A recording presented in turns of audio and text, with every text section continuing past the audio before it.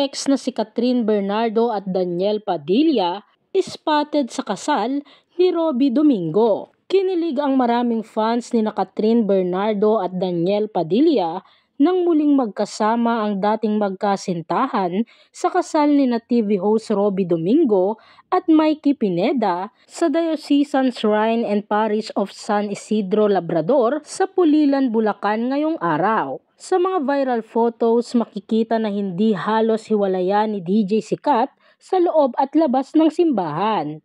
Isa sa mga kumalat na larawan ay hawak ng aktor ang bewang ng dating girlfriend. Samantala, agaw eksena rin si Daniel Padilla sa kasal ni Robby Domingo at Mikey Pineda ngayong araw dahil sa kanyang bagong look. Ibinahagi ng makeup artist na si Ryan Ko ang ilang larawan ni DJ habang naghahanda para sa kasal. Ngayong araw nga nagpalitan na ng I-Do ang Kapamilya TV host na si Robby Domingo at ang longtime girlfriend niyang si Mikey Pineda.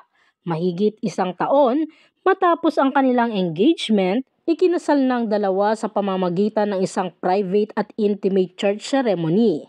Naganap ang kasalan ni Robby at Mikey sa Diocesan Shrine and Parish of San Isidro Labrador sa Bulacan na dinaluhan ng kani-kanilang pamilya at ilang malalapit na kaibigan. May sign ring nakadisplay sa simbahan na nakikiusap sa mga umattend na bisita na mag-post sana ng photos at videos sa social media pagkatapos ng reception. Dear family and friends, welcome to our special day.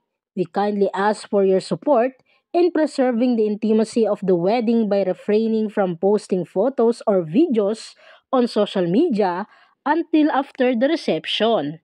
Your presence means the world to us, so let's savor the moment together.